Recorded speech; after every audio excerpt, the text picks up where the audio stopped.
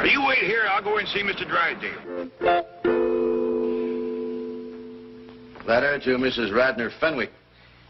In reply to yours of the 10th, seeking capital for your contemplated housing development. Mrs. Fenwick is seeking capital with her millions? Well, she's too smart a businesswoman to take the whole risk herself. Excuse me, someone to see you. I told you no interruptions. I told you no interruptions. Sorry, Mr. Clampett, no interruptions. Clampett! Well, come in, come in. Well, I don't want to be no bother. Oh, it's always a pleasure to see you, Mr. Clampett. Coffee for Mr. Clampett. Coffee with Mr. Clampett. You help. Well, now, don't make no fuss over me. Oh, it's my privilege to make a fuss over you, Mr. Clampett. I was going over your account just this morning. And do you realize that now you have almost $40 million in my bank? Well, I reckon that money of mine is getting to be a powerful nuisance to you. What? Well, I'm obliged to you for storing it here, but it seems to me like I ought to be paying you rent or something. Oh, no. I'm delighted to do it. That's mighty kind of you. Now, I've come to ask you another favor. More money to store? No. I'd like you to get me one of them airplane tickets to go back home. Oh, my pleasure. Home? Oh, you mean just for a little visit? No, it's more than that. Why, what's the matter? Did someone offend you? Was it my wife? Has she been shooting off her big Boston bazoo again? It wasn't that at all. Everybody's been surpassing good to us. Elly May is the reason I want to go back to the hills. Oh. Homesick, eh? Well, I tell you what. I'll have your cabin flown out here, log for log, and every tree and bush around it. And we'll put it in your backyard. Then we'll dig a creek, just like the one at home. And we'll stock the whole place with possum, raccoons, hound dogs, bobcats, and whatever Elly wants. She can just run wild. But that's what I moved out here to get Elly away from. I was hoping you folks would turn her into a lady. But I think she's getting worse. Coffee time! You're to blame for this. It was your responsibility to turn that wild girl into a lady, and you failed. What have you done now, you overdeveloped vixen? No, not her. I'm talking about Elly May Clampett. But wait, Mr. Drysdale. Miss Jane done the best she knowed how. Why, as a matter of fact, it was her that got Elly her first ball gown. That's true. By the way, I haven't seen that gown since. What happened to it? I kind of hate to tell you, but I reckon you got a right to know. First time I seen Elly in that gown, she looked like a dream of walking. But when she come back... Oh, you sure was right. Oh, Harvin, you don't have to wear boys' clothes to have fun with boys. Hey, May, you promised me you wouldn't wrestle. I ain't been wrestling. And what have you been doing in your ball gown? Doing what I'm supposed to do, playing ball. Oh, I made 2 touchdowns and kicked 3 field goals. Granny gave that gown a good scrubbing with her lye soap and patched it, too. But it never looked quite the same after that. Mr. Clampett, we have failed you. And when I say we, I mean you. But she... Don't argue with me. What are you standing here for? There's work to be done. But I just... Don't argue with me. Feel like I'm causing a lot of trouble for folks that ain't to blame. Now, if you just give me that airplane ticket... No, Mr. Clampett. We'll work on Elly May. We'll polish her. No, Elly May don't take a polish real easy. We'll have to face it, gentlemen. Elly May is a wildcat on wheels. Oh, you heard about this morning, did you? Heard what? Elly being on wheels. Wheels? Granny and me was having a cup of coffee. And all of a sudden, we heard this roaring noise. If that's Jethro riding his fire-spitting bicycle again, I'm going to take a hickory stick to him. Thank you, Granny. Want to go for a ride? Smelling polecats. That was Elly May.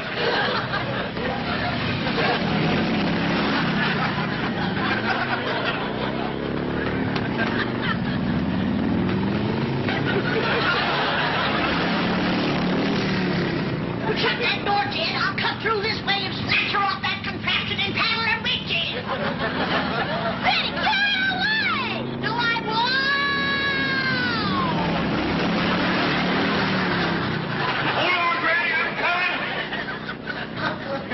I never would have caught her if she hadn't rode that thing into the cement pond. Oh, poor Granny. When I pulled her out, she was madder than a wet hen. Wetter, too. Right then, her and me decided that what Elly needed was a full-time mom. You mean you're getting married? Oh, I got to, for Ellie's sake. That's the reason I need that airplane ticket. I'm fixing to go home and court myself a hill woman. Well, how about a Beverly Hill woman? Oh, these fine city women wouldn't look twice at a grizzled up old mountain goat like me. Oh, what are you talking about? Mr. Clampett, you are one of the most eligible bachelors in this entire city. When word gets out that J.D. Clampett is seeking a bride, there will be women beating down your door. Might be a good test for him. It'd take a strong one to handle Ellie. That's the reason I think I'd best do my courting back home, and the quicker the better. No. Let me take care of everything. I guarantee I will find the woman right here in Beverly Hills. And today. Well, that's mighty nice of you. My pleasure. Thank you. Chief, I am as eager as you to find Mr. Clampett a mate locally. But should you have guaranteed to find him one today? I'm not worried. Beside me, stalwart and true as always, I have the finest secretary in the world.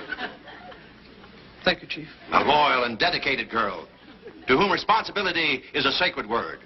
A girl who will never fail me when duty calls. Thank you, Chief.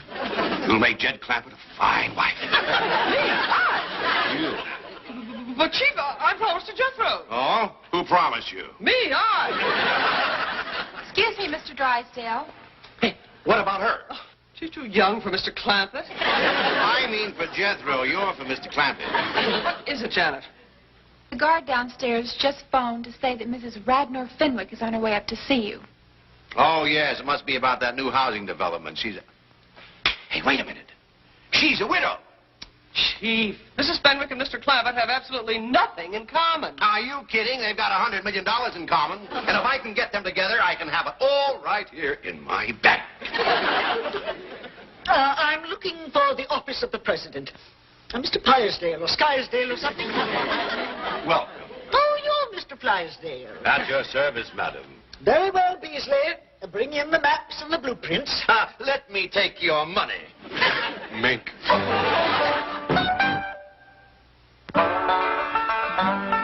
Granny, can I ask you a favor? What is it? Next time you ride my sickle, will you please not leave it at the bottom of the cement pond?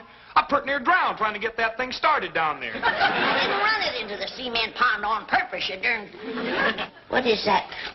Well, this here's some of that store-bought courting candy I fetched for Uncle Jed. Praise be. The quicker he gets home and courts a good stout woman to tame that daughter of his'n, the better. Well, I think he's fixing to do his courting out here. Beverly Hills? A city woman? I think so. He's upstairs right now putting on his courting clothes, and he sent Elly May out to pick him some posies.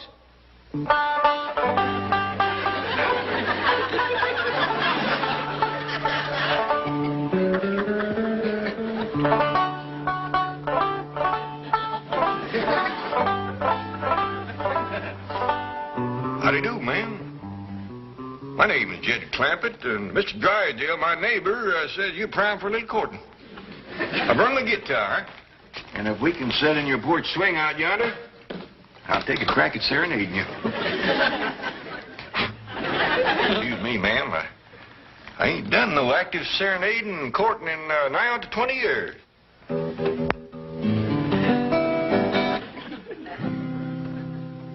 Oh, my darling, oh, my darling, oh, my darling. What's all this nonsense about you courting a city woman? Well, it was Mr. Drysdale's idea. Well, it ain't worth shucks.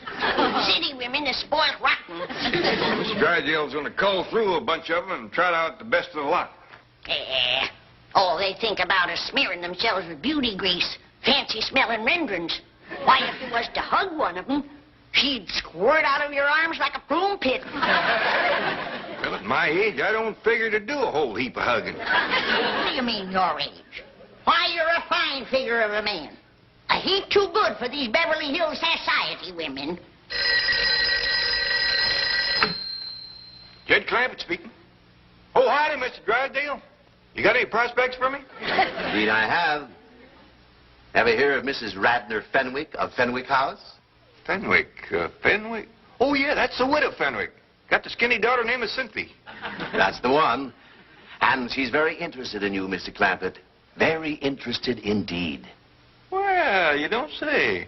Granny, you remember the Widow Fenwick? Yeah, and you ain't gonna get no dowry out of her. She's poor as a church mouse. Honeymoon Lane. That's a very appealing name for a subdivision. I'm out to attract the young married. Let others build for senior citizens. I want those long-term mortgages with interest payments that never stop. How much will the project cost? $100 million.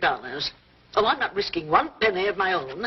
Well, my contribution is the idea, the experience, and the know-how. Oh, Drysdale. That's Drysdale, Mrs. Fenwick. D-R-Y, Drive.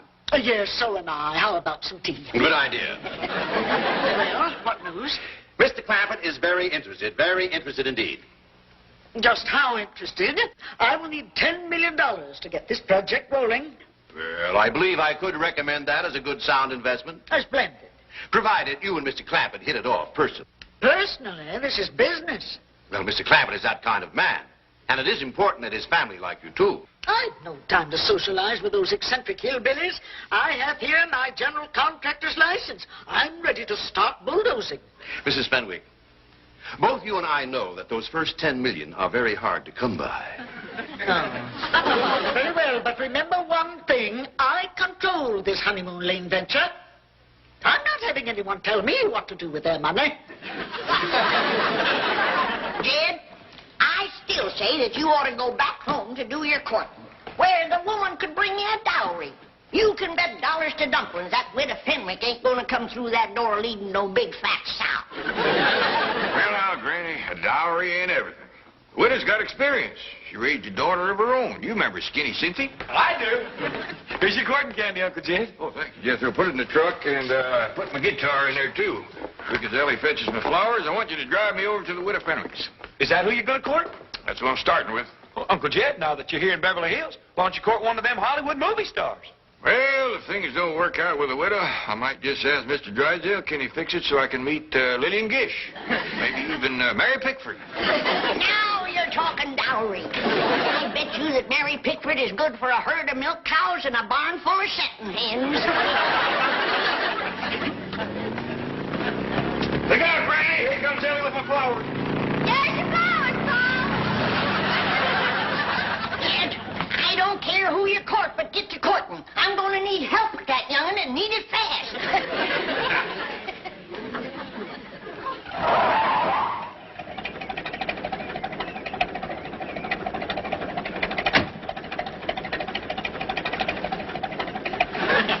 How come you're wearing that?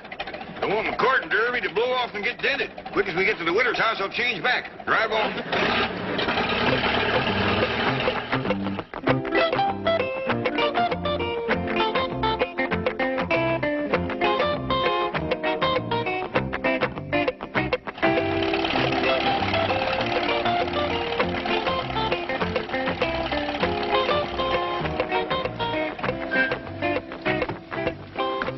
Like they still living in this little house. Still got the name on it, big as life. Yeah, poor but proud. Hey, Uncle Jed, I got an idea. How about me going inside with you and courting Cynthia while you court the widow? I don't hardly think there's room in that little house to do double courting, Jethro. I'll tell you what. You come in and say howdy, and then take Cynthia for a walk, leaving the widow and me alone.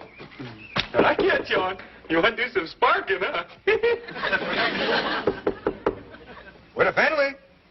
Anybody home? Widow?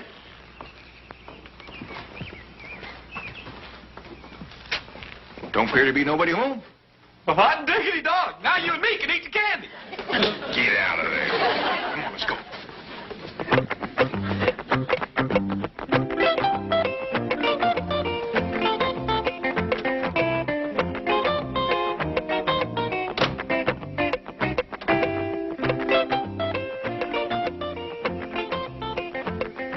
Do you wish the mink, madam?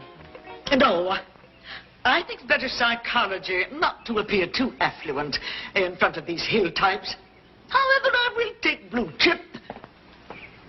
Ah, hymns always make such a good impression. Wait in the car. I'll telephone if I need you. Very good, madam.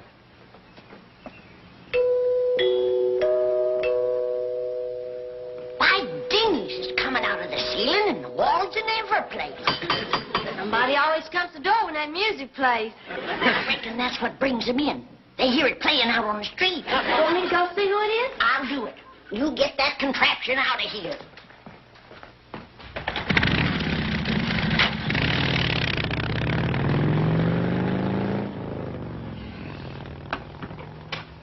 Well, Widow Fenwick, come in. How do you do?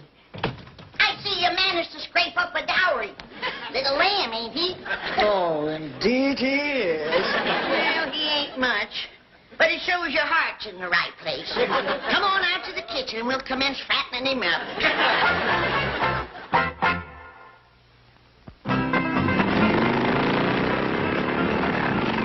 Hey, Elly May! You bring my sickle back here! Now, quieten down, Jethro. Looks like we got company.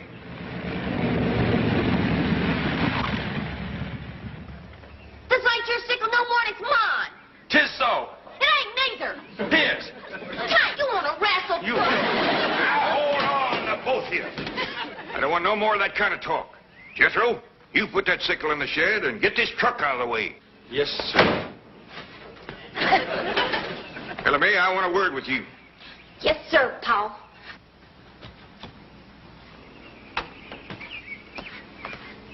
I'm fixing to court you them all. Not bad. That's why the widow Fenwick done come over? Is she here? Sure is. Mr. Beasley yonder brung her over in his new car. Beasley, huh? I sure hope Mr. Beasley ain't got first call on the widow. Wouldn't want to be grazing in another man's pasture. Especially him being a soldier in uniform. Oh, splendid you've returned. Howdy, Widow. I reckon I was at your place when you was coming over here. Well, we're together at last, and now we can make up for lost time. Elly May, why don't you go out back and see if your granny needs some help? Sure, Paul. Well, Widow, seeing as we ain't at your house and we's over here, you mind stepping into my parlor? The sooner we get down to business, the better. Sure don't beat around the bush, man. Mr. Clampett, may I ask you a question? Yes, ma'am? Your banker tells me you're worth $40 million. Well, that's what I hear, give or take a few million. Why do you drive around in that truck and dress as you do and eat grits and hog jowls? Well, the way I look at it, Widow, if you got it, spend it.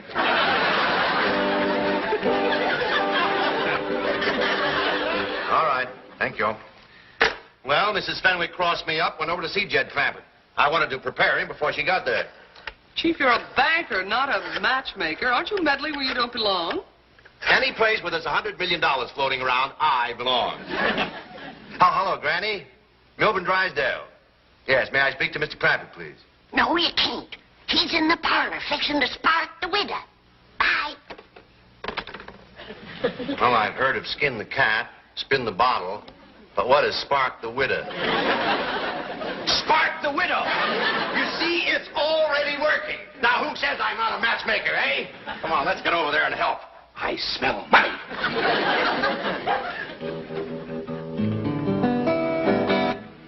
Now, Mr. Clampett, what are you doing? Can't we get to my proposal? well, ma'am, I kind of like to tune up, sing you a song or two first, kind of get you in the mood. I'm in the mood. Sorry, but I ain't. When I go to court, I always like to build up to it gradually. But you're not going to court.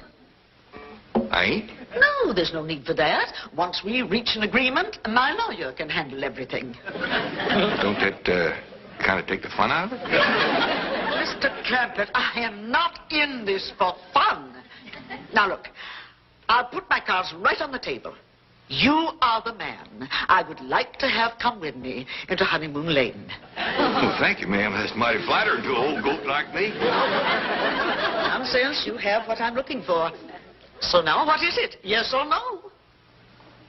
Well, you kind of got me pushed into a corner, Widow. I thought I was going to be the one to do the asking, not the answering. Well, ask away.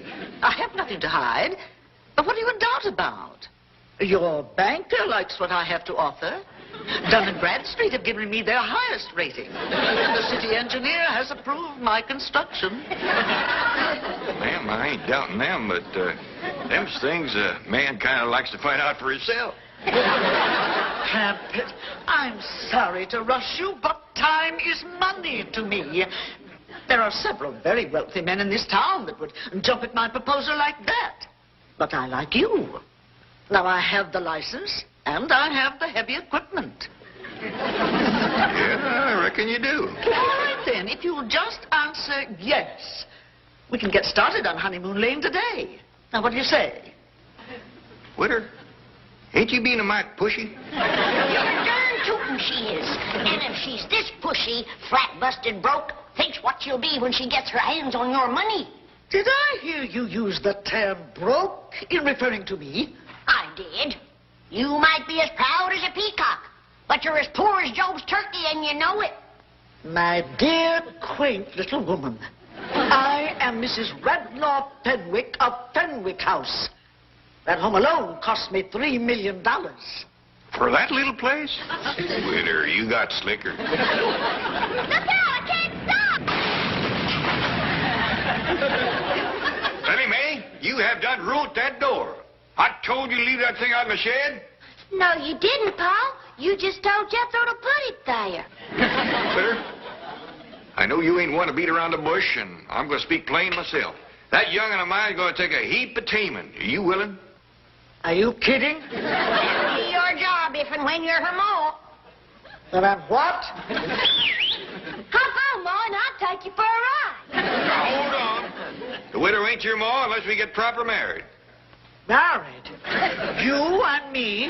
Well, I don't hardly think we can get to Honeymoon Lane without it. Mr. Clampett, I once said I would do anything for enough money. I now retract that statement. I don't know what you meant by that.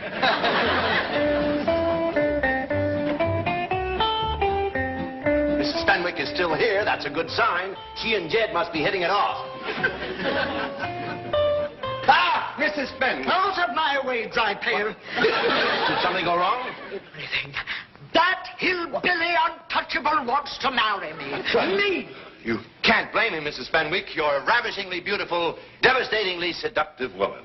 You are intoxicated. Just a minute, Widow Fenwick. Oh, my darling, I almost left you come to my arms. I'm sorry, Widow. I just don't think we'd hit it off. Here's your dowry back. Widow Fenwick, sometimes the happiness we're looking for is right in our own backyard. Now you take Mr. Beasley there. Oh, thank you. I shall. Quickly, Beasley, take me home. Oh, it's just all so confusing. Kind of a skimpy dowry, but don't set too much store by that. How long you been in the service? 15 years, sir. That long, huh?